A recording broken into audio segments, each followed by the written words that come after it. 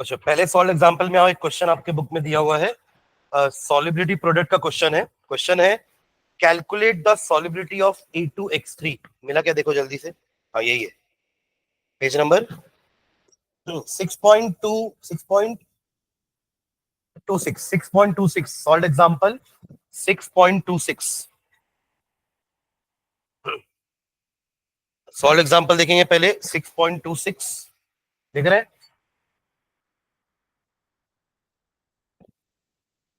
Calculate the solubility of A2X3 in pure water, assuming that neither kind of ion reacts with water. Solubility product of A2X3 is KSP. KSP is 1.1 into 10 to the power minus 23. तो पहले अपन को क्या करना है, वो A2X3 को expand करना है। सुन रहे हैं क्या?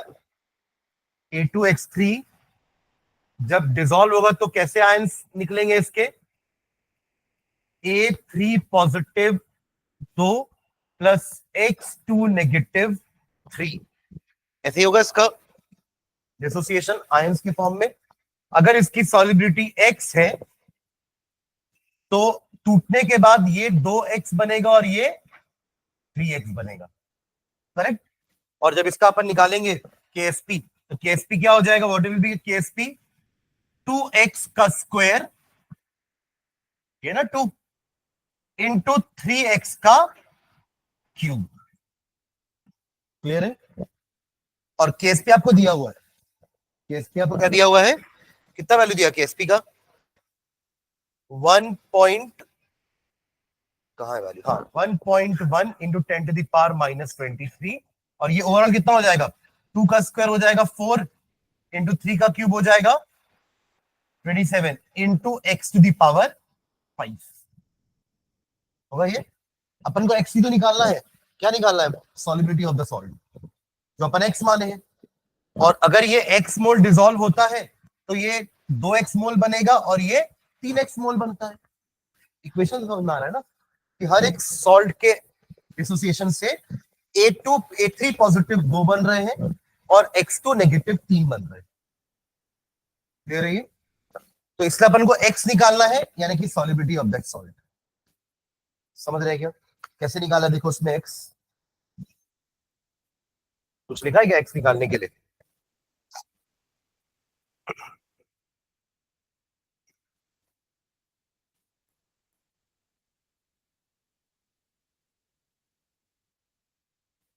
कुछ दिया है?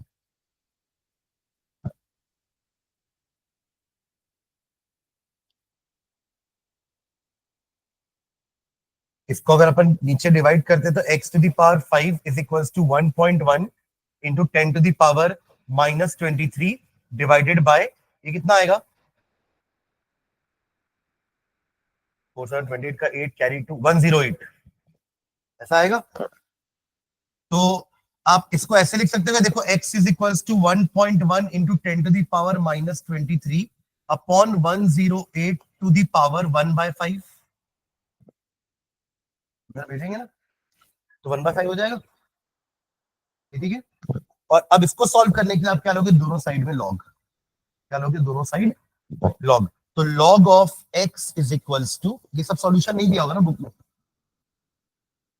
Log of x is equals to, इसको सॉल्व करेंगे, log of 1.1 into 10 to the power minus 23 upon 108 का पावर 1/5। और सामने ले आए तो log of x is equals to 1/5 बाहर रहने दो और अंदर क्या क्या रहेगा? Log of 1.1 plus log of 10 to the power minus 23, यहां वो लगा दिया log a into B, log a plus log b, और a बाय b में माइनस लॉग ऑफ 108। अब इन तीनों की वैल्यू अपन अलग अलग निकालेंगे, 5 से डिवाइड करेंगे और लास्ट में एंटी लॉग लेंगे, तब जाके आएगा x। निकाले? इसका तो सिंपल है, -23। इसका क्या वैल्यू आएगा? -23 जंप करके सामने आएगा, लॉग 10 1 होता है, ये तो सिंपल है। इसके लिए आप क्या करोगे? 11 का 0 देख के बताओ जल्दी से। 11 का 0 कितना है?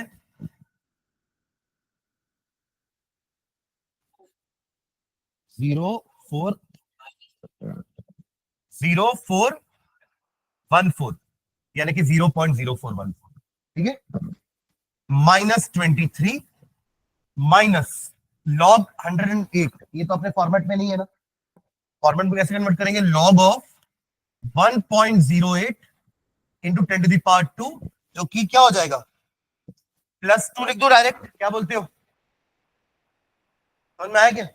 क्या किया अपन ने, लॉग 1.08 इंटू 100 करते, 100 को आप 10⁻², लिखते, 2 जम करके सामने आता, लॉग 10 1 हो जाता, दिख रहा है ये चीज होता हुआ, तो अपन 2 लिख सकते हैं, +2, हाँ, 10 का 8, 10 का 8, 10 का 8 देख के बताओ,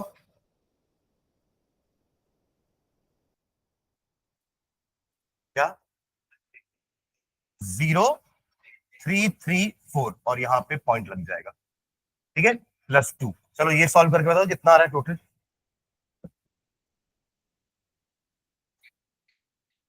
हाँ, ये -23 तो आएगा ना जम करके, ये कितना आ रहा है बताओ मुझे पहले, सब 5 से सब डिवाइड कर देना, फाइनल मुझे बताओ कि ये कितना वैल्यू आ रहा है, फिर अपन उसका एंटी लॉग निकालेंगे। ये दो नेगेटिव वैल्यू इन दोनों को ऐड कर दो, और ये दो पॉजिटिव वैल्यू दोनों को ऐड कर दो, फिर सबको सब्ट्रैक्ट कर दो, आंसर माइनस में आएगा। करो भी कर। आपको रट के समझ वैल्यू कितनी लिखना है अपन को, और क्वेश्चन दूसरा आ गया तो इस टाइप का सॉल्व करना सिखा रहा हूं मैं आप लोग को। अगर ऐसा क्वेश्चन ऐसा सॉल्व करना आ गया तो क्या करोगे फिर, अपन को अंडर रूट निकालना तो आता है, क्यूब रूट कैसे निकालोगे, ये तो फिफ्थ रूट है, पढ़े होगा मैथ्स में फिफ्थ रूट निकालना।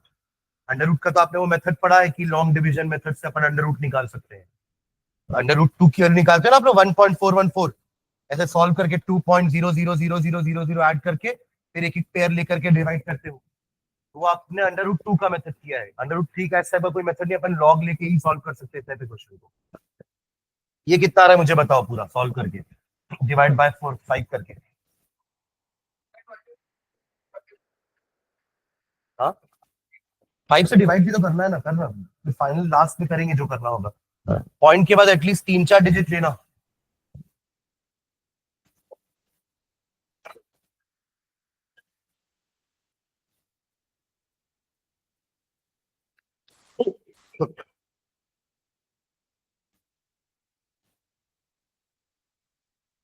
ये अगर 20 कुछ आ रहा है, 20 से डिवाइड करोगे 5 से 4 पॉइंट समथिंग तो कुछ आएगा।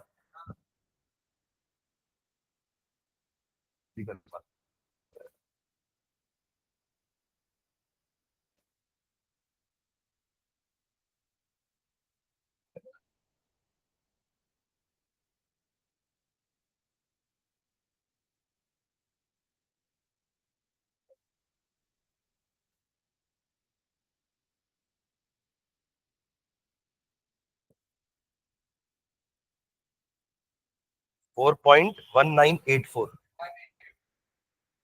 4.1984, 4.1984, वो भी नेगेटिव में। ये लॉग एक्स है, अपन को तो एक्स निकालना है ना, तो x will be anti log of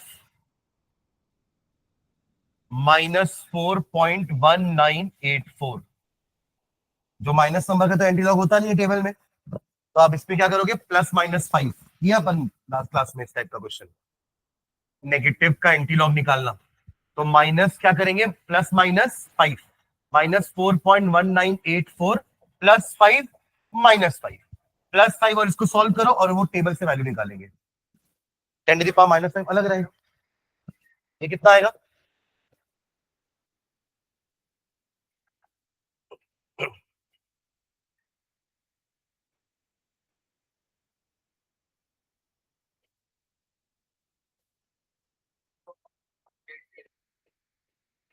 5 - 4.1984, 0.8016, 0 point anti log of 0.8016, और इसको अपन 10⁻⁻5 अलग ही कर लेते हैं।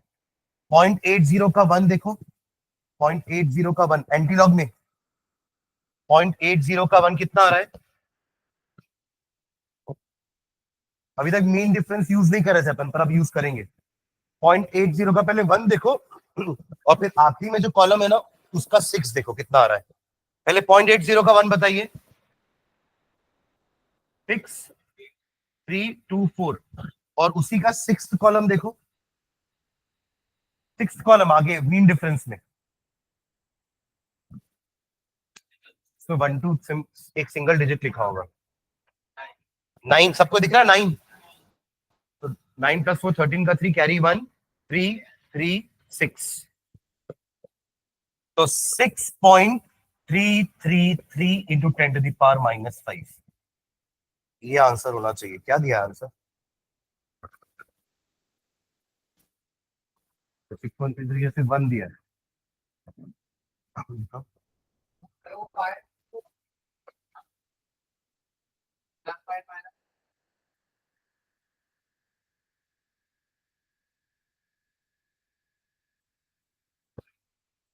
क्या बोल रहे हो?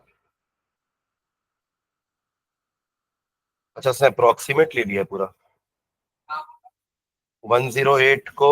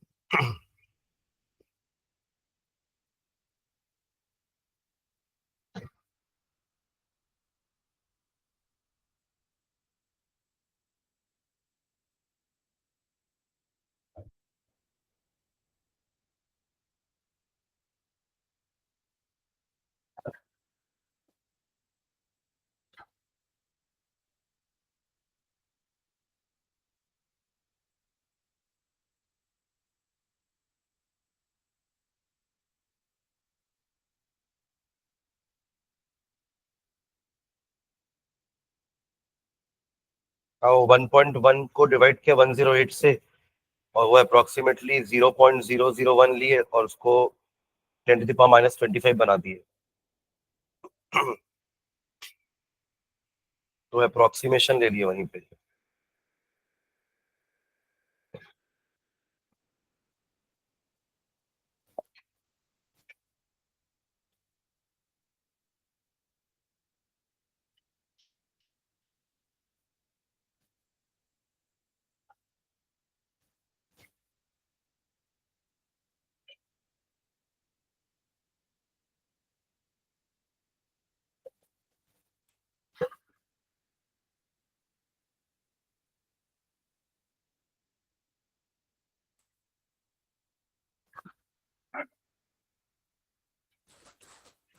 उसी का नेक्स्ट क्वेश्चन पढ़ो, NiOH ट्वाइस वाला, 27 वाला। यहाँ सॉल्व तो कर लेना पर कॉपी में, है ना? इसको अपन सॉल्व कैसे कर रहे हैं?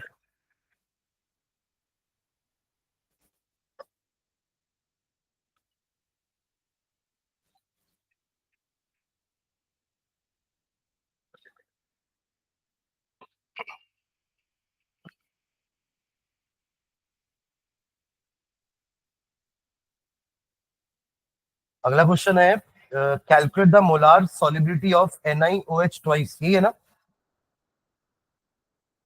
Calculate the molar solubility of NiOH twice in 0.1 m NaOH. The ionic product of NiOH twice is 2.0 into 10 to the power minus 15। तो पहले NiOH ट्वाइस का इक्वेशन लिखिए तो कॉपी में। कैसे कैसे ब्रेक होगा NiOH ट्वाइस? Ni2 पॉजिटिव और 2OH नेगेटिव। लिखो पहले इक्वेशन।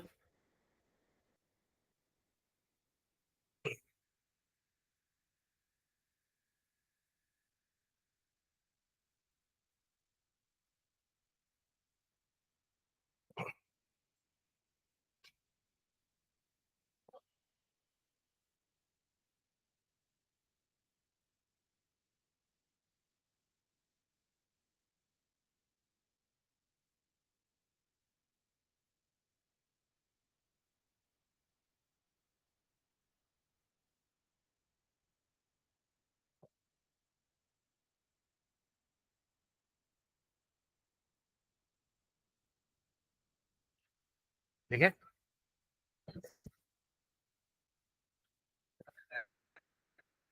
6.28 है। हाँ अच्छा, एक और दिया है क्या?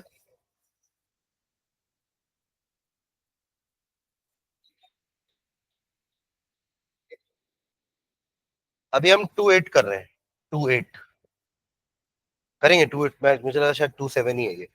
2.8 कर लो पहले, फिर 2.7 में आ जाएंगे।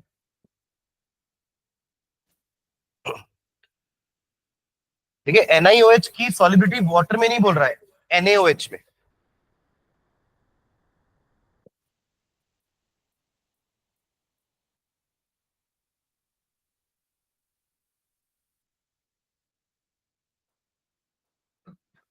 ये हो गया सबका?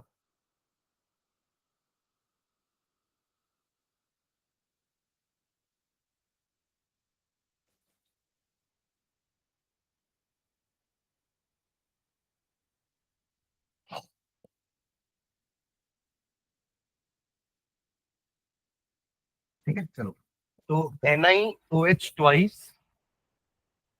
Is Ni2 positive plus OH negative two OH negative, right?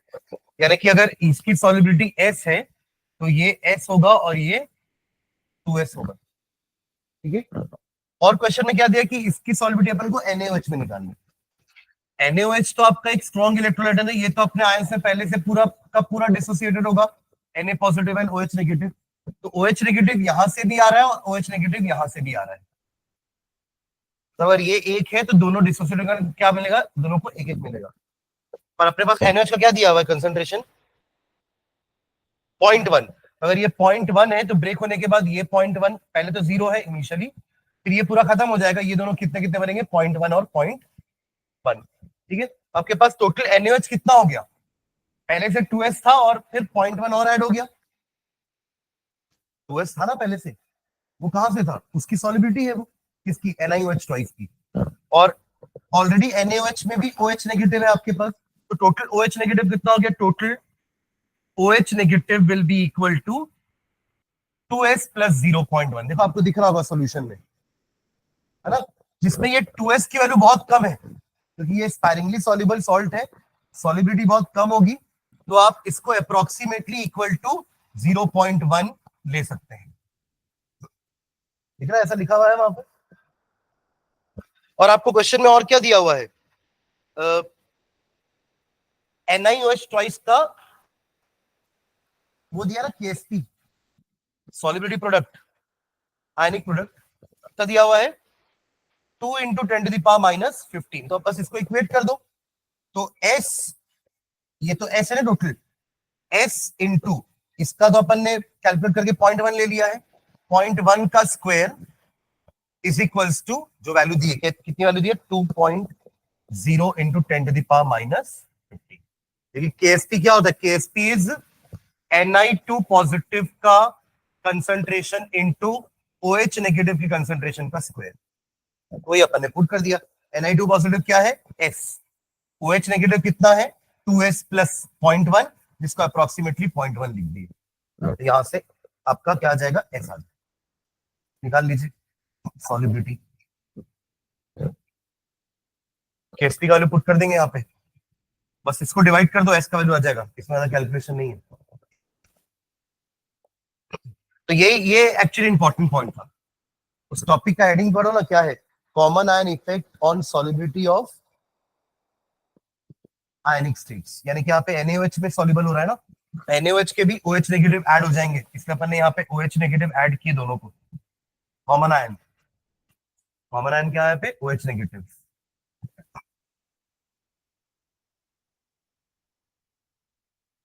ये दो स्टेप क्लियर है, ये वाला 2S प्लस 0.1 को 0.1 क्यों लिए है,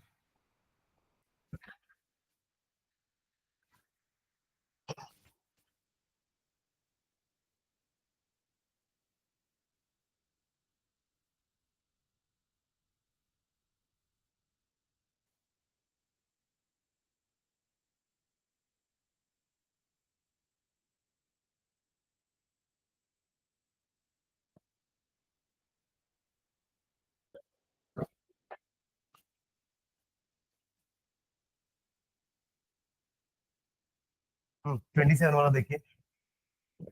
27 में आपको दोनों की सॉल्युबिलिटी निकालना है, कंपेयर करके बताना कि कौन सा सॉल्ट ज्यादा सॉल्युबल है।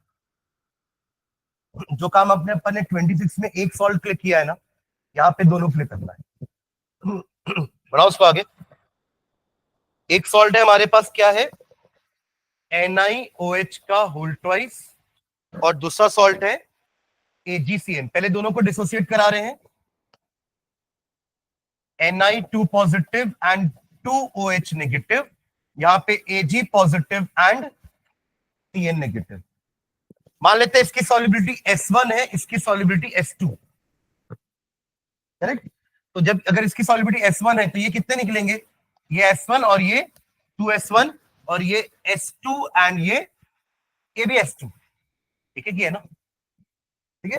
दोनों की सॉल्युबिलिटी प्रोडक्ट दी आपको, KSP is equals to 2S1 square, और यहां पे KSP is equals to S2 का स्क्वायर। इसकी क्या वैल्यू दी हुई है, NiOH ट्वाइस की वैल्यू 2 इंटू 10⁻⁻⁻50। अच्छा अभी तक यूज किए थे, हाँ। और ये इसकी क्या वैल्यू दी है AgCN की, हाँ? बस दोनों में आपको S1 और S2 का वैल्यू निकालना है, जिसका वैल्यू ज्यादा होगा उसकी सॉल्युबिलिटी ज्यादा होगी। सुन रहे क्या, देखो अभी यही वाला काम अपन ने 26 क्वेश्चन में A2X3 के लिए किया था। अब यही काम दोनों के लिए अलग अलग कर रहे हैं। S1 S2 निकालना है, जिसकी वैल्यू ज्यादा आएगी वो सॉल्ट ज्यादा सॉल्युबल होगा। ये तो सिंपल क्वेश्चन है।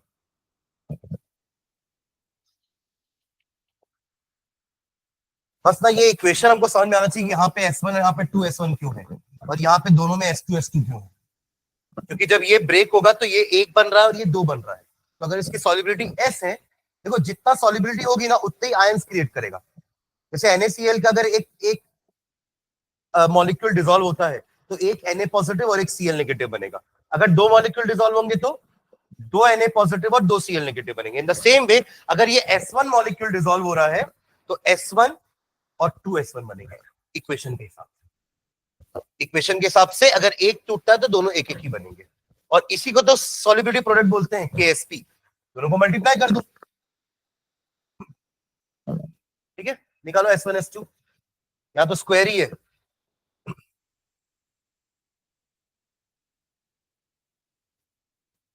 ये तो 2 2 कैंसिल भी हो जाएगा ना। S1 square is equal to 10⁻⁻15 आ रहा है।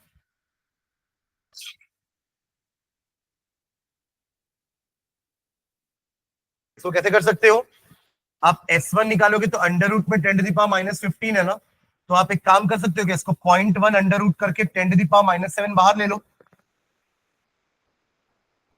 ऐसा हो सकता है। अरे 0.1 अलग कर दिया तो कितना बचा, 10⁻⁻14, आधा बाहर चले गया अंडर रूट से। अब 0.1 का अंडर रूट निकालना रहेगा बस। और यहाँ पे क्या करोगे, यहाँ से पूरा अंडर रूट निकालना पड़ेगा ना। आप एक इधर दे दो 16, मतलब ये आपका हो जाएगा S2 का स्क्वायर या S2 is equals to under root में 6 इंटू 10⁻⁻1 एक अलग कर रहा हूं और 10⁻⁻16 अलग कर रहा हूं, ठीक है, ताकि ये -8 करके बाहर आ जाए और ये अंदर बचेगा 0.6 इंटू 10⁻⁻8। इतना देख के ही बता सकते हैं क्या वैल्यू, थोड़ा सा सॉल्व करना पड़ेगा। 0.1 का अंडर रूट और 0.6 का अंडर रूट निकालो, क्या क्या वैल्यू दी है सॉल्व करने के बाद, क्या ये वैल्यू।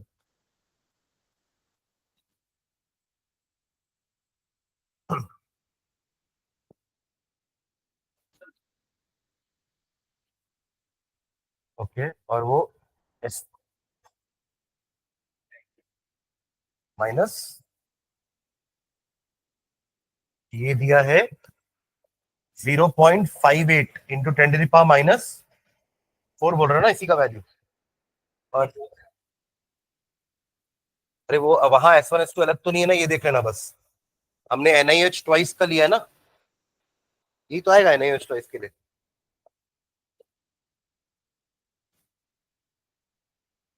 और AgCN वाले के लिए वैल्यू आ रही है 7.8 इंटू 10⁻⁹।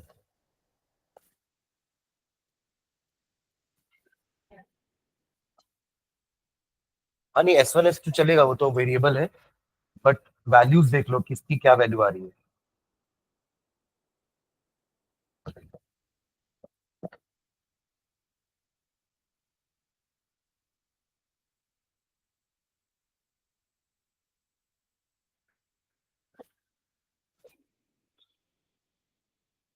एक आ रहा है अंडर रूट में,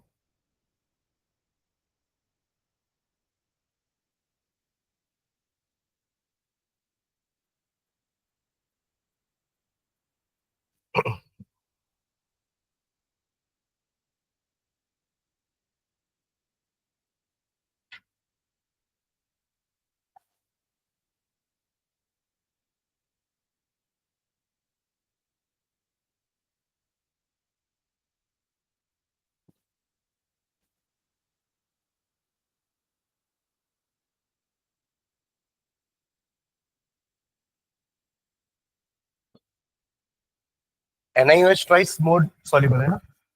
हाँ ठीक, 10⁻⁴ 10⁻⁹ ठीक है। ठीक है, इसमें और भी पीछे क्वेश्चन अपन के छूटे थे ना, ये तीन तो चलो सॉलिबिलिटी प्रोडक्ट के हो गए। बीच में अपन ने वो एसिड बेस के पीएच वाले क्वेश्चन किए थे ना, ये 6.25 अपन लास्ट क्लास में किए थे, एंड यहीं से किए थे 6.25 क्वेश्चन। देखो एक बार जल्दी से, फॉर्मूला लिखे थे ना वो पीएच का 7+½ पीके माइनस पीके बी, उसी का ये वाला क्वेश्चन किए थे लास्ट। 6.24 करते हैं, चलो 6.24 नहीं हुआ है, बाकी इधर तो अपना 23 और 21 22 हो गया था, पीछे के भी 19 18 19 20 हो गए थे, 24 बचा है, 24 करते हैं चलो। रीड करें question number 24। Calculate the pH of a 0.1 m ammonia solution. Calculate the pH after 50 ml of this solution is treated with 25 ml of 0.1 m HCl. The dissociation constant of ammonia is Kb 1.77 into 10⁻⁵. मतलब आपको दो बार pH calculation करनी है। एक बार पहले आप ammonia का pH calculation करिए, फिर उसमें क्या डाल दिए, 50 ml of this solution is treated with 25 ml of HCl, तो उसका pH क्या होगा। तो pH थोड़ा कम होना चाहिए ना। देखो आपका पहले आप आंसर देखो दोनों के, पहले pH कितना आ रहा है 11.12 दिखा, वो फर्स्ट पार्ट का आंसर है, सुन रहे क्या। अरे हाँ है ना। फिर आपने इसमें डाल दिया 25 ml 0.1 m HCl, किसको मिक्स किया आपने, 0.1 m HCl को, और वो 25 ml लिया आपने, और अमोनिया कितना लिया 50 ml, दोनों को मिक्स करके पीएच कितना रहा 9.24, तो कम हुआ, इस तरफ आया एसिडिक तरफ, ठीक है। पर पूरा नहीं आया क्योंकि आपने अमोनिया ज्यादा लिया हुआ है, 50 ml अमोनिया लिया हो ना, उसमें 25 ml HCl डाले, इसलिए वो पूरा एसिडिक नहीं हुआ। ठीक है, तो चलो कैलकुलेशन देखते हैं। पहला वाला तो सिंपल है, आपने NH3 को पहले पानी में मिलाया तो मिला NH4 positive and OH negative, equation clear है ये वाला, है ना। यहां से Kb निकल जाएगा, Kb Kb क्या होगा, दोनों के आयन का concentration divide by ammonia concentration, पानी तो कांस्टेंट है, तो यहां से आपका Kb आ गया। इनफैक्ट Kb तो दिया हुआ है ना, Kb दिया है, तभी तो अपन ये इक्वेशन निकाले ताकि अपने को OH नेगेटिव का कंसंट्रेशन मिल सके, या हाँ OH नेगेटिव कंसंट्रेशन मिल सके, जो कि क्या होगा x इंटू एक्स, मतलब एक ही होगा ना, मतलब दोनों का कंसंट्रेशन सेम होगा, क्योंकि जब आप ब्रेक कर रहे हो तो दोनों एक एक ही बन रहे हैं, तो x कंसंट्रेशन आपका आ गया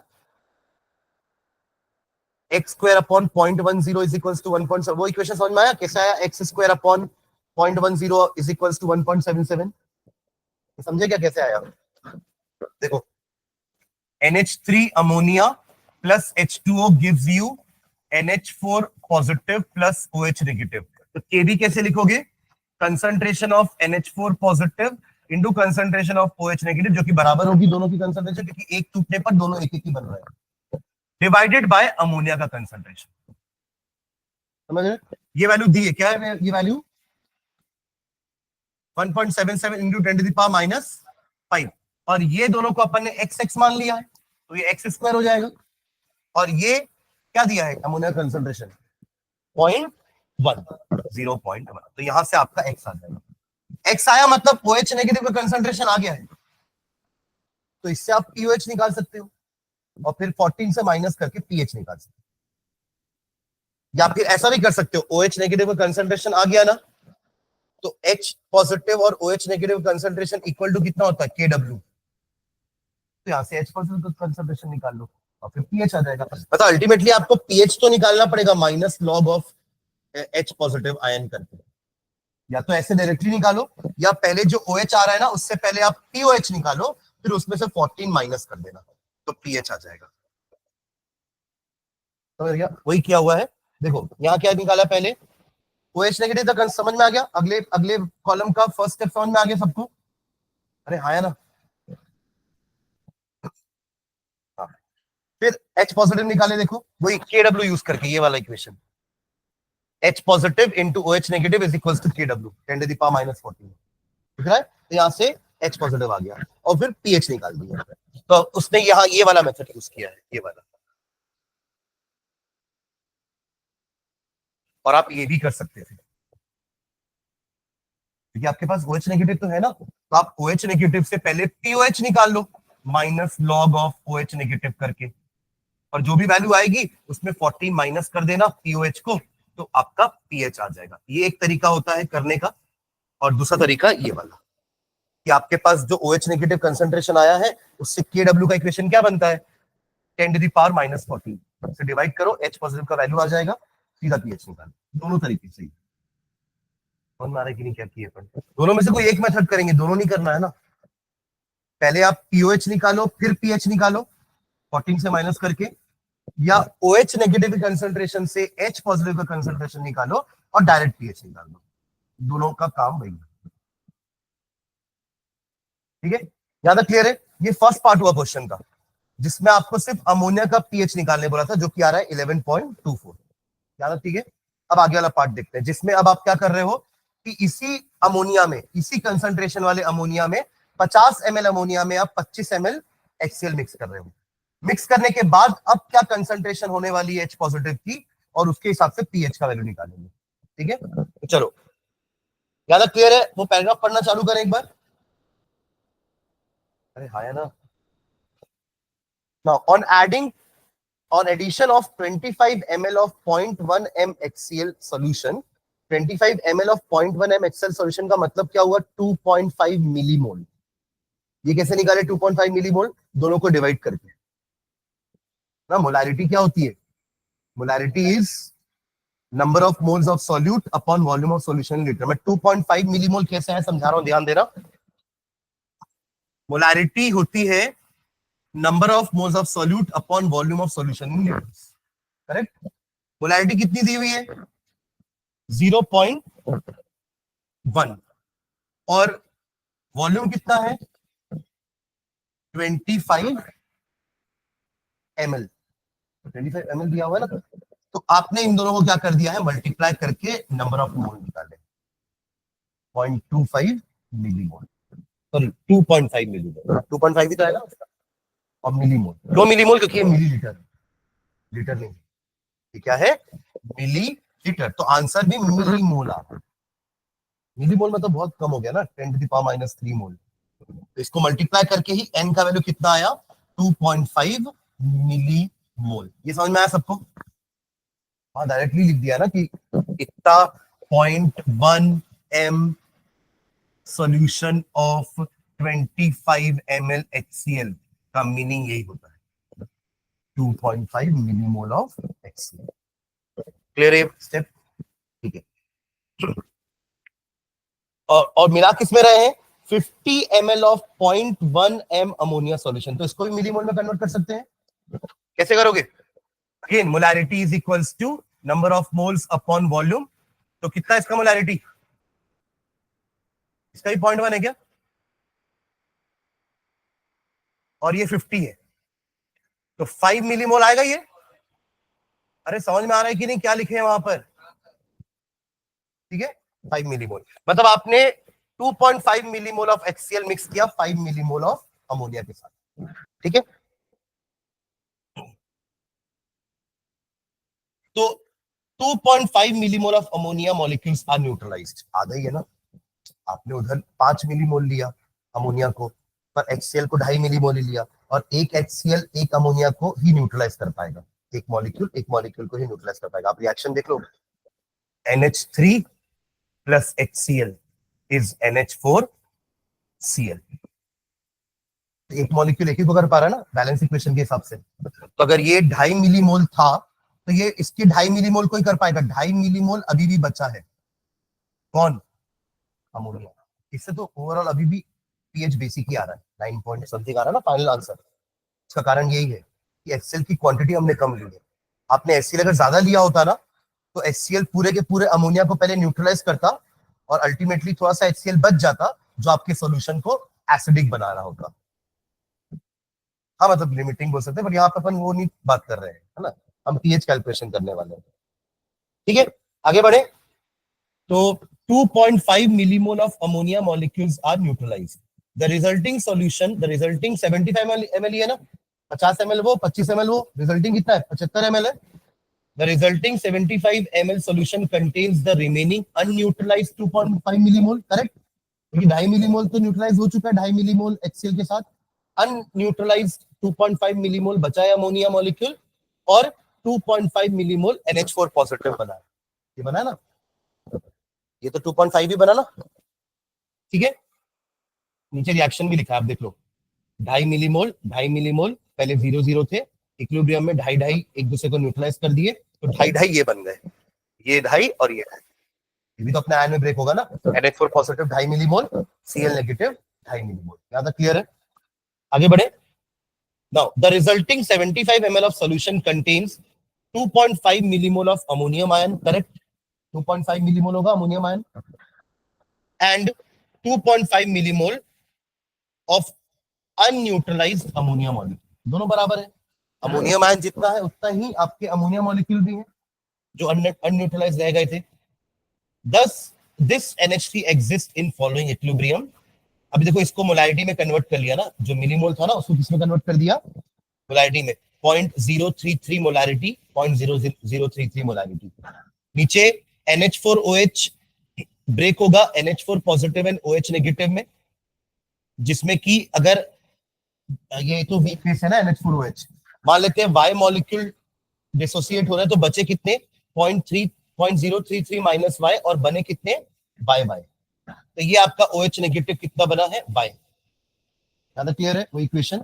after that the final 75 ml solution after neutralization already contains 2.5 millimole of NH4 positive, that is 0.033 molarity.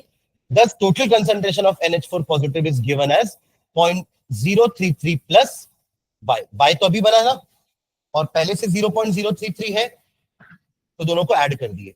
अब क्योंकि y छोटा है, क्यों y छोटा है? क्योंकि वो वीक बेस है, उसके कारण NH4 पॉजिटिव कभी बन रहा होगा। तो क्योंकि y छोटा है तो अपन उसको नेग्लेक्ट करके 0.033 कर लिए, वो हमारे अमोनियम आयन का क्या है? Concentration. Now we know that Kb क्या होता है? NH4 positive into OH negative upon NH4OH, ये होता है Kb का वैल्यू। अभी अपन निकाले थे ना Kb की वैल्यू NH4OH के लिए, तो ऊपर क्या हो गया? NH4 पॉजिटिव OH नेगेटिव, नीचे NH4OH, सबकी वैल्यू पुट कर दी, यहाँ से y निकाल दिए। y क्यों निकाले? क्योंकि y ही तो OH नेगेटिव भी है, y ही क्या है? OH नेगेटिव भी है, तो वहां से Y निकल गया, वही OH नेगेटिव है। यहाँ से आप अगेन दो तरीका है, आइदर डायरेक्टली H पॉजिटिव निकालो फिर पीएच निकाल लो, या फिर OH नेगेटिव से पहले POH निकालो फिर 14 माइनस कर लो। यहाँ उसने वापस वही किया है, पहले H पॉजिटिव निकाला 10 टू द पावर माइनस 14 से डिवाइड करके, KW divide by OH negative is H positive, और फिर जो H पॉजिटिव आया उसका पीएच निकालते, दैट इज 9.2। ठीक है, ये था क्वेश्चन नंबर 6.24। तो इस ये बाकी अपने सॉल्व एग्जांपल पीछे के हो गए हैं। एक्सरसाइज की कुछ क्वेश्चन देखते हैं, निकालिए एक्सरसाइज।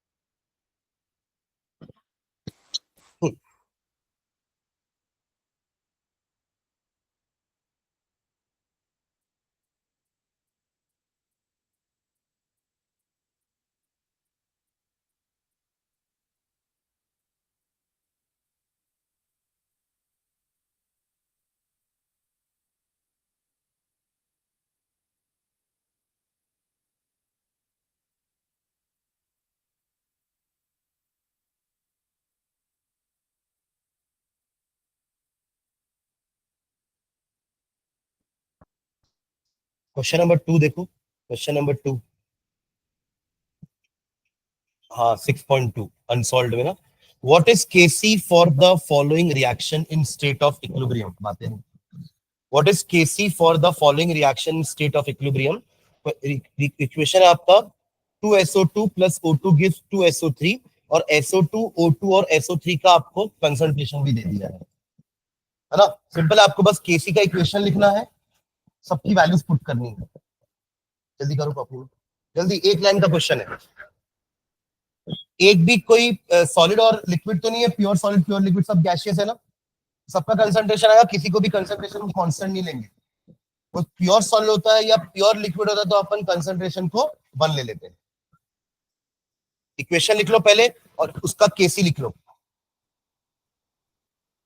इक्वेशन है SO2 plus O2 gives SO3, 2SO2 और ये 2SO3 है ना। तो केसी कितना लिखे?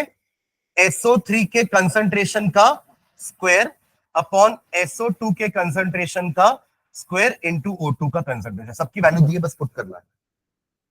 तो इस क्वेश्चन के लिए केसी लिखते आना चाहिए।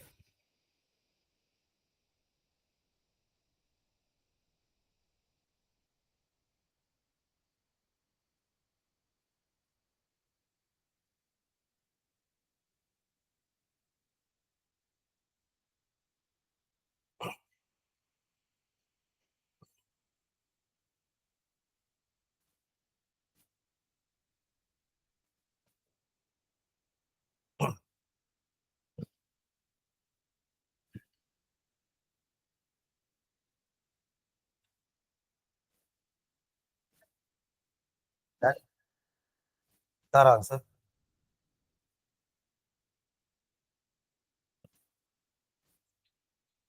ऊपर 1.9 इंटू 1.9 और नीचे 0.6 इंटू 0.6 इंटू 0.82।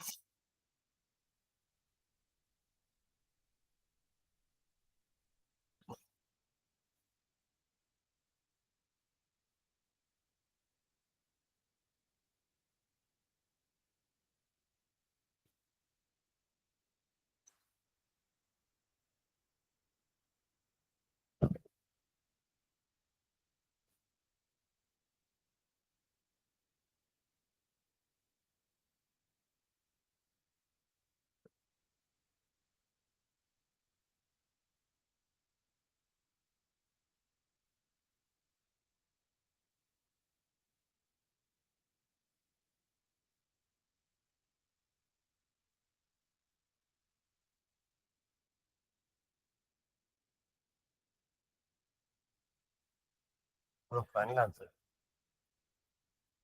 12.229 आना चाहिए। देखो ऊपर 1.9 इंटू 1.9 है, ठीक है, और नीचे SO2 का क्या दिया हुआ है?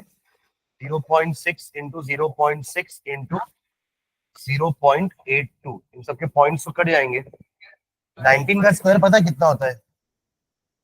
361, और यहाँ पे 36 एंड 0.82।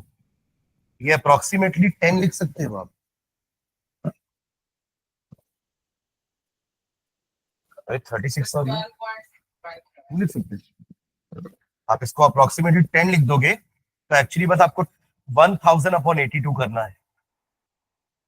हाँ, अच्छा 12.22 नहीं आ रहा है? यही किया है कि कुछ और किया है?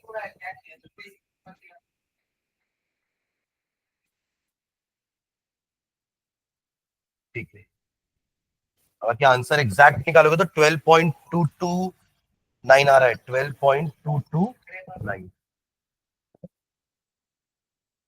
आएगा ना भाई?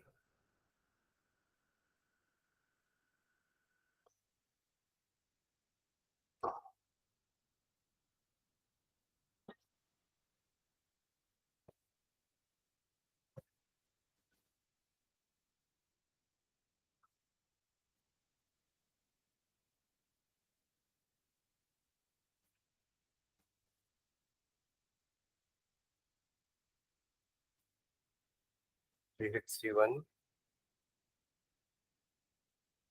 Divided by 36, answer divide by 8 divide by 0.82, 12.229 exact time. ठीक है, चलिए नेक्स्ट क्वेश्चन नंबर 3 देखो। Question number 3, at a certain temperature and total pressure of 10 to the power 5 Pascal, iodine vapors contain 40% by volume of iodine atoms in the equilibrium, और reaction भी लिखा है I2 gaseous gives 2I gaseous और equilibrium है। Calculate Kp for the equilibrium. Pressure दिए हुए ना, तो Kp अपन निकालते ना, जैसे Kc निकालते कंसंट्रेशन का रेशियो, ऐसी Kp क्या होता है, प्रेशर का रेशियो। पर दोनों का अलग अलग प्रेशर डायरेक्टली नहीं दिया है, बट ये बोला है कि एक 40% है तो दूसरा कितना होगा, 60% है। तो बेसिकली आपका जो इक्वेशन है वो कुछ ऐसा है, I2 gaseous dissociating into 2I gaseous, जिसमें ये बोल रहा है ये 40% है, तो बचा ये 60% होगा। तो प्रेशर भी तो ऐसे ही रेशियो में डिवाइड होगा ना। तो जो आपका 10 टू द पावर 5 पास्कल है, 1 into 10 to the power 5 pascal है जो प्रेशर, उसमें 40% प्रेशर इसके कारण है और 60% प्रेशर इसके कारण। यानी कि अगर मुझे प्रेशर निकालना होगा किसका, I2 का, मैं क्या करूंगा, 0.6 into 10 to the power 5 pascal, और I का निकालना होगा प्रेशर, तो बचा 0.4 into 10 to the power 5 pascal. देखो जो गैस ज्यादा है उसके कारण प्रेशर भी ज्यादा होगा, और रेशियो तो दे दिया आपको 40-60। अगर ये 40% है तो ये 60% होगा ना उस समय इक्विलिब्रियम में। मतलब ये पूरे बीकर में I2 भी प्रेजेंट है और I भी प्रेजेंट है, बट इसका वॉल्यूम कितना है, 40%, और इसका वॉल्यूम कितना है, 60%। तो इसके कारण प्रेशर भी 60% होगा और इसके कारण प्रेशर भी 40% होगा टोटल प्रेशर का। टोटल प्रेशर कितना है, तो इसका 60% I2 के कारण होगा और इसका 40% I के कारण होगा। ये निकल गए दोनों के प्रेशर्स। अब केपी लिख लो आप इसके लिए। केपी क्या होगा इसका, इक्वेशन का केपी, पी आई का स्क्वायर, करेक्ट, इसका प्रेशर का स्क्वायर होगा ना, ये सामने 2 है, अपॉन पी आई 2। बस वैल्यूज पुट कर दो। What is P I, 0.4 into 10 to the power 5 का whole square divided by 0.6 into 10 to the power 5। एक एक 10 टू द पावर 5 कैंसिल कर देना, तब भी ऊपर क्या बचेगा, 0.4 into 0.4 into 10 to the power 5 divided by 0.6।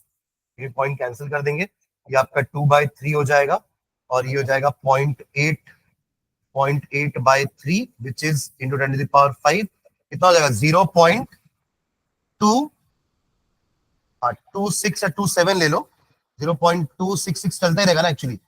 तो 0.266 इंटू 10 टू द पावर 5, या फिर 2.67 into 10 to the power 4, 2.67 into 10 to the power 4, ये केपी का वैल्यू आ गया, 2.67 इंटू 10 टू द पावर 4। ठीक है, फोर्थ क्वेश्चन बस ऐसे ही देख लो बुक में ही, आपको बस सबके लिए के का वैल्यू लिखना है। दिख रहा है क्या, हाँ सिर्फ केसी लिखना है इक्वेशन देख करके। और उसमें बस ये ध्यान रखना, कोई अगर प्योर सॉलिड होगा, किसी के ब्रैकेट में अगर एस लिखा है, किसी के ब्रैकेट में अगर एल लिखा है, तो वो इंक्लूड मत करना, इसकी जगह 1 हो जाएगा। सुन रहे हैं क्या, ये सिंपल है ना, कुछ कैलकुलेशन नहीं है इसमें। सुन रहे हो क्या, पहला क्वेश्चन का बताऊं क्या, NOCl वाला, 2NOCl gives 2NO plus Cl2, तो इसके लिए केसी क्या हो जाएगा, कंसंट्रेशन ऑफ NO का square plus plus into concentration of Cl2 divided by concentration of NOCl का स्क्वायर। ये हमारा केसी का वैल्यू है। कुछ कैलकुलेशन करने नहीं बोला, सिर्फ आपको केसी के एक्सप्रेशंस लिखने बोला है। हो जाएगा ये पूरा।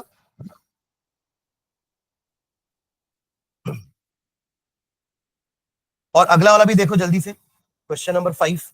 आपको केपी दिया है, केसी निकालने बोला, तो केपी केसी का एक रिलेशनशिप अपन ने पढ़ा है। केपी केसी का relationship, KP is equals to KC into delta NG R to the power RT, नहीं RT to the power delta NG था, RT to the power delta NG, RT to the power delta NG. अब आपको दोनों equation के लिए KP का value दिया है, आपको क्या निकालना है, केसी निकालना।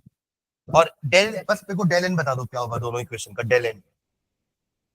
डेल एन कैसे निकालते हैं, डेल एन जी, जितने भी प्रोडक्ट में उसको ऐड करो माइनस जितने भी रिएक्टेंट में गैसियस है, बस गैसेस वाले को ऐड करना है।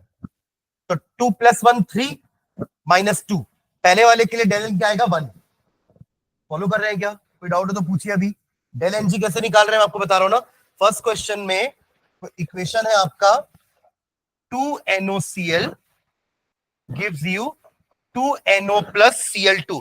देखो ये भी गैस है, ये भी गैस है और ये भी गैस है, तो इसके नंबर ऑफ मोल कितने हो गए 2 + 1, और इसके नंबर ऑफ मोल 2, 3 - 1 कितना, 3 - 2 कितना हो जाएगा 1। तो डेल्टा एनजी कितना है इसका 1। और सेकेंड इक्वेशन में 1, हाँ क्योंकि बाकी तो सॉलिड है, सिर्फ CO2 गैसियस है, दिख रहा है क्या। Calcium carbonate solid gives you calcium oxide solid plus CO2 gaseous, तो ये 1 है, ये दोनों तो गैसियस है ही नहीं। हमको डेल्टा एनजी का मतलब ये ना, जी स्टैंड फॉर गैस, हमको नंबर ऑफ मोल्स निकालने किसके, गैस के। तो ये हो जाएगा 1 0 0, तो 1 - 0 विल बी 1। डेल्टा एनजी कितना है 1, दोनों केस में डेल्टा एनजी 1 ही आ रहा है। कैलकुलेशन इजी हो जाएगा ना, क्योंकि आपको आरटी टू दी पावर 1 ही करना रहेगा, वरना वहां कैलकुलेशन बढ़ जाता, स्क्वायर स्क्वायर करना पड़ जाता। ठीक है, आर का वैल्यू वही लेंगे 0.0821, उसी को लेकर तो सॉल्व किया अपन, इस टाइप क्वेश्चन किए अपन जब अपन केपी और केसी का रिलेशनशिप पढ़ रहे थे, केपी केसी का रिलेशन। ठीक है, चलिए नेक्स्ट, केल्विन। केल्विन देखिए जो वैल्यू है ना ये आपकी 0.0821, वो है लीटर एटीएम पर केल्विन पर मोल। अपन एक पढ़ते थे थर्मोडायनेमिक्स में जूल पर केल्विन पर मोल, तो अपन वैल्यू 8.314 लेते थे, तब उसका यूनिट था जूल पर केल्विन पर मोल, क्योंकि अपन वहां पे एनर्जी की बात करते थे। यहाँ अपन प्रेशर की बात कर रहे हैं, तो इसलिए यूनिट क्या होगी वहां पे, लीटर एटीएम। प्रेशर वॉल्यूम है ना ये, लीटर एटीएम। ठीक है, ओके, फिफ्थ हो जाएगा, बाकी 6। क्वेश्चन नंबर 6 पढ़ो जल्दी से। Question number 6, for the following equilibrium के इज इक्वल्स टू इतना, both the forward and reverse reaction in equilibrium are elementary bimolecular reactions. What is Kc for the reverse reaction? Reverse कैसे करते थे अपन, reciprocal कर दोगे 1/Kc एग्जैक्टली। मतलब अगर आपको फॉरवर्ड रिएक्शन का के पता है तो बैकवर्ड का के क्या होगा, उल्टा। देखिए बैकवर्ड में अब रिएक्टेंट प्रोडक्ट बन गए और प्रोडक्ट रिएक्टेंट बन गए, और के कैसे लिखते हैं, ऊपर प्रोडक्ट नीचे रिएक्टेंट, समझ रहे क्या। तो 1/Kc करना है बस, 1/Kc, कहीं तो लिखते चलो ना कुछ तो। क्वेश्चन नंबर 6 था ये, what is the Kc for reverse reaction, क्या होता है Kc for reverse reaction, Kc dash मान लो इज 1/Kc, 1/Kc।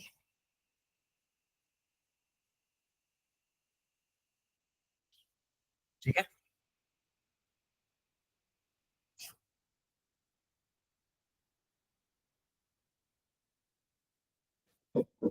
चलो नेक्स्ट क्वेश्चन पढ़ो।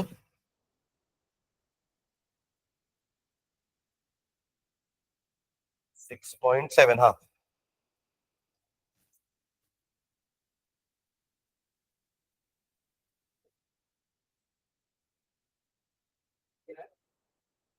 Explain why pure liquid and solids can be ignored while writing the value of, अपन बोल रहे हैं ना कांस्टेंट है उसका। देखो मोल पर लीटर क्या होता है, मोल पर litre number of moles upon volume we, है ना। और नंबर ऑफ मोल को अपन कैसे लिखते हैं, what is number of mole, weight in gram, यानी कि mass in gram, mass in gram upon what, molar mass, यही होता है। अरे मैंने n को ब्रेक किया है।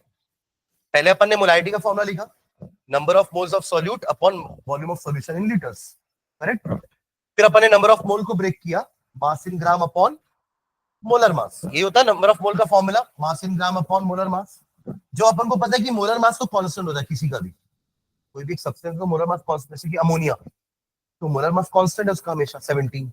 वाटर मोलर मास कांस्टेंट है 18, तो मोलर मास कांस्टेंट हो गया। और अगर मैं इसको अलग करूं, m को नीचे लेके चले जाऊं, तो m स्मॉल m मतलब मास इन ग्राम है ना, और कैपिटल V मतलब वॉल्यूम, और ये आपका हो गया मोलर मास। इसको क्या बोलते हैं अपन? डेंसिटी। यानी कि डेंसिटी भी तो कांस्टेंट होती है किसी भी सब्सटेंस की, तो दोनों ही कांस्टेंट है ना, सॉलिड के लिए और लिक्विड के लिए। इसका अपन क्या लेते हैं, दोनों को क्या करते हैं, कांस्टेंट। गैस की डेंसिटी कांस्टेंट नहीं है, इसलिए अपन गैसियस का ले रहे हैं, बाकी लिक्विड और सॉलिड का मोलर कंसंट्रेशन कांस्टेंट मान रहे हैं। रीजन है ये, मोलर कंसंट्रेशन का मतलब होता है number of moles by volume, लिख लो ना भाई, number of moles by volume. Number of moles को अपन ने स्प्लिट कर दिया मास in gram upon molar mass में, मोलर मास अपॉन वॉल्यूम हो गए डेंसिटी। इतना लिखने के बाद नीचे लिखेंगे कि since molar mass and density of solid and liquid is constant, since molar mass and density दोनों, since molar mass and density of pure liquid and solid is fixed या constant, therefore their molar concentrations are constant.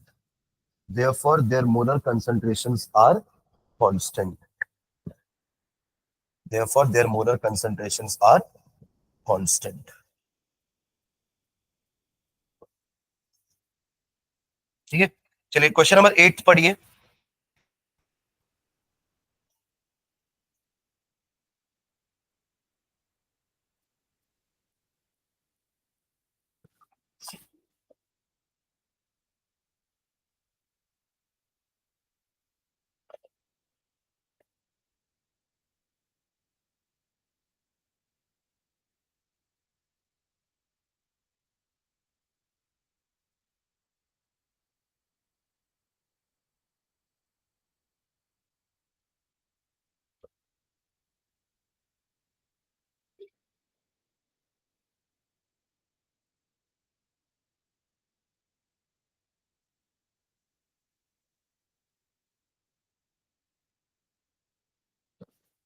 पढ़े, reaction between nitrogen and oxygen takes place as follows. If a mixture of 0.482 mole of nitrogen and 0.33 mole of oxygen is placed in a reaction vessel of volume 10 liter and allowed to form N2O, for which Kc is 2 into 10 to the power minus 37, determine the composition of equilibrium mixture.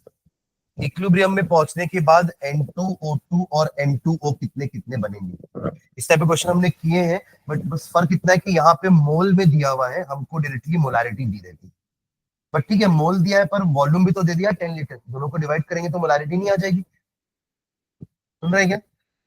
ये आपके किस type के question का बता रहा हूँ आपको, आपके सॉल्ड एग्जाम्पल में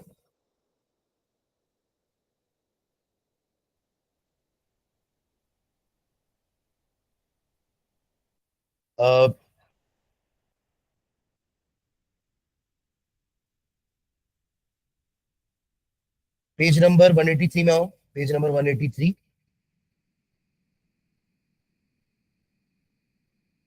आए। पेज नंबर 183 में जो प्रॉब्लम 6.9 है, केसीएल वाला, सॉरी पीसीएल 5 वाला मिला, क्या बोल रहा है, 3 mole PCl 5 kept in 1 litre close vessel, तो इसका मोलारिटी कितना हो गया, 3/1।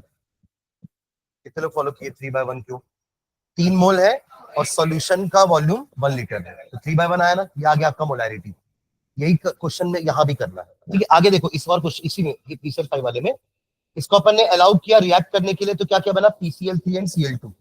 इक्विलिब्रियम में आने के बाद आपसे तीनों का कंसंट्रेशन पूछ रहा है, Kc दे दिया है। अभी का क्वेश्चन भी सेम है, बस गैस अलग कर दिया है। वहां पे PCl5 ब्रेक हो रहा था, PCl3 और Cl2 में, और यहां क्या हो रहा है, क्वेश्चन क्या है, 2N2 plus O2 gives you 2N2O, ये क्वेश्चन। तो आपका ये इनिशियल का कंसंट्रेशन क्या दिया हुआ है, 0.482 डिवाइडेड बाय 10, ऐसा लिख सकता हूं, आ गया ना नंबर ऑफ मोल्स, मतलब मोलारिटी। और दूसरे वाले के लिए भी 0.933 अपॉन 10, इनिशियली अभी ये 0, ठीक है। मान लेते हैं इसका एक्स मोल रिएक्ट किया है, तो इसका कितना करेगा, एक्स बाई टू, यही समझना जरूरी है, क्योंकि ये 2 है ना और यहाँ 1 है। अगर इसका 2 मोल रिएक्ट करता है तो इसका एक ही करता है और ये 2 बनता है। तो अगर ये 2 आप बोल रहे हो कि ये x से कम हुआ है, तो ये x बाई 2 से कम होगा और ये x से बढ़ेगा, समझे क्या। आप यहीं पे पहले इनकी कंसंट्रेशन निकाल लो, कितना कितना आएगा कंसंट्रेशन, डिवाइड करोगे तो 0.0482 और ये 0.0933, माइनस करेंगे इससे, है ना, क्योंकि ये कम हो रहा है ना, माइनस एक्स बाई टू, यहां क्या करेंगे, हाँ ये इतना बचा है ना यहाँ पे, तो यहाँ पे एक्स ही रखेंगे। अगर ये एक्स से कम हो रहा है तो वो भी तो एक्स बनेगा ना, क्योंकि ये 2 है तो यहाँ भी 2 है, और ये एक्स बाई 2 से कम होगा। अब ये आपको वैल्यूज पता है, सब एक्स है, और केसी आपको क्वेश्चन में गिवन, आपको पता है, हो जाएगा केसी इज इक्वल्स टू इसका स्क्वायर, यानी कि एक्स स्क्वायर, अपन नहीं क्वाड्रेटिक इक्वेशन बनते थे, तो फिर सीधा चारे फॉर्मूले से अपन क्वाड्रेटिक इक्वेशन सॉल्व करते थे, और एक्स की पॉजिटिव वैल्यू को लेते थे और नेगेटिव वैल्यू को नेग्लेक्ट कर देते थे, वही काम करना है यहाँ पे।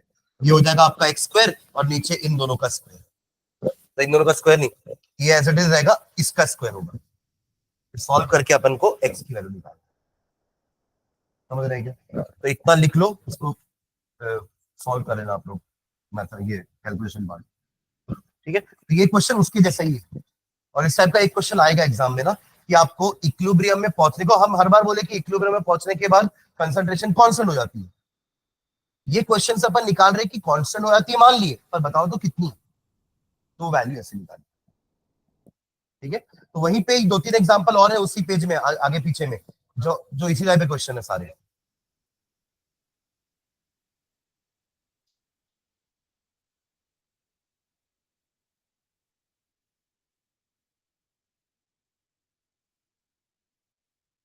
नाइन्थ क्वेश्चन भी सेम है, नाइन्थ क्वेश्चन एक बार रीड करो, क्वेश्चन नंबर 9,